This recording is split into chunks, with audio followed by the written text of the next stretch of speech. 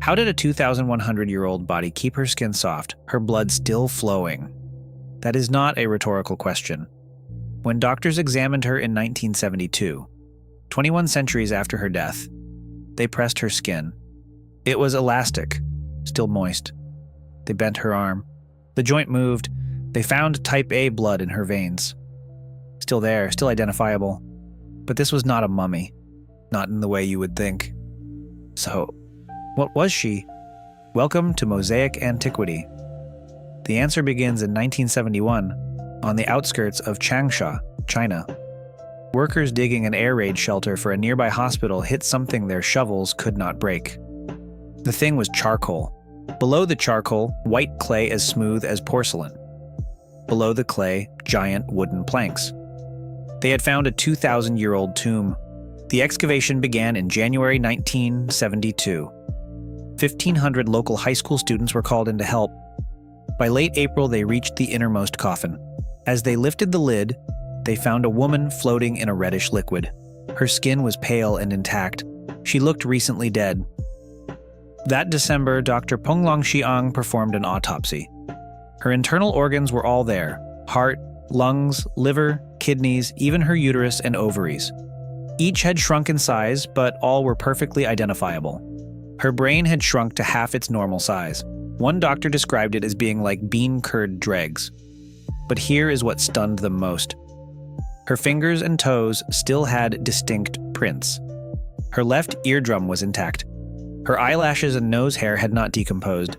2,100 years in the ground and she still looked like a person. She was Xin Zhui, the Marchioness of Dai, wife of Li Kang, the chancellor of the Changsha kingdom during the Han Dynasty. She lived a life of extraordinary privilege. Her wardrobe contained over 100 silk garments.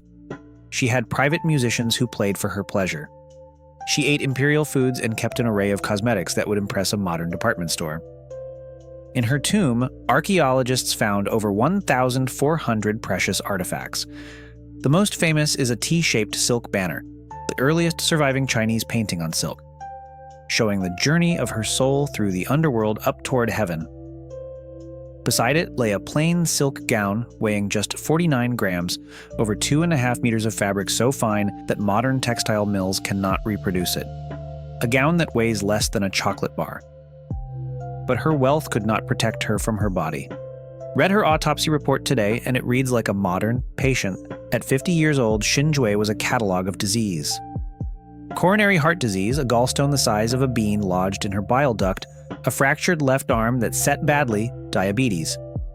She carried a dozen other ailments on top. She was in constant pain. Hers was a long, slow decline inside a gilded cage.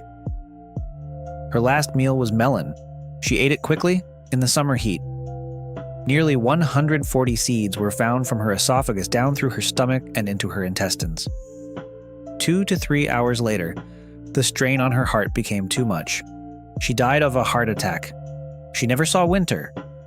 So how did her body survive 2,000 years? The question leads to the ground above her tomb. The earth itself was engineered. Workers dug a pit nearly 20 meters deep. That is as deep as a 5-story building is tall. They packed it with layers of rammed earth, then a thick seal of white clay, impermeable to air and water. Then layer upon layer of charcoal, each one drawing moisture out of the air like a sponge. The burial chamber sat at the bottom of this man-made hill, completely isolated from the outside world. Inside the chamber sat not one coffin, but 4, nested inside one another. Each was lacquered with elaborate paintings of clouds, dragons, and immortal beings. An estimated 1 million hours of labor went into these 4 coffins. The outermost was painted black, the color of death. The third was painted red, the color of immortality. And on the lid of the innermost coffin, someone had glued yellow and black feathers to the wood. In Han belief, the dead could grow feathers and ascend to heaven. They wanted her to fly. She herself was wrapped in 20 layers of silk clothing bound with silk ribbons. And then, surrounding her, was the liquid. Over 80 liters of fluid filled the coffin, enough to submerge her completely. It was dark reddish in color, acidic, rich in salt and magnesium. Scientists who handled it broke out in a rash that lasted 3 months. No one knows where it came from.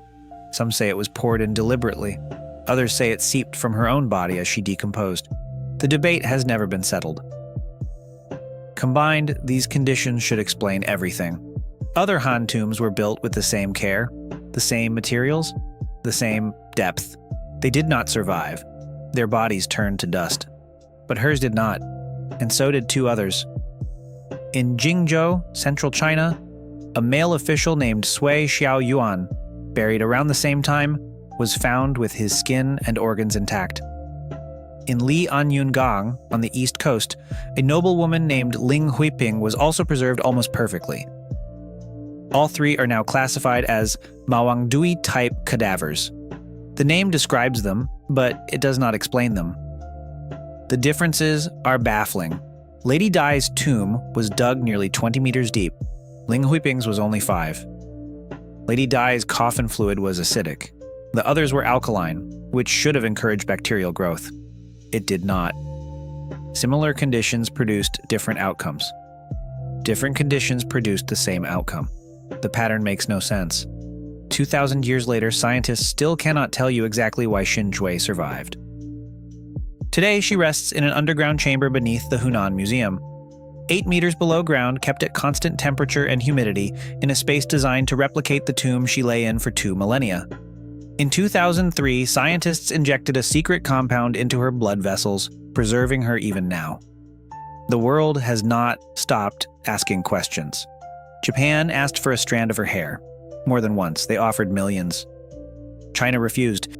2,100 years after her death, Xin Zhui has not given up her secrets. Next time, in Sanxingdui they found something impossible. Iron from the sky. Meteorite iron in a Bronze Age civilization that should not have known how to use it. Was it a coincidence or something we still don't understand? Subscribe to Mosaic Antiquity, and we'll see you there.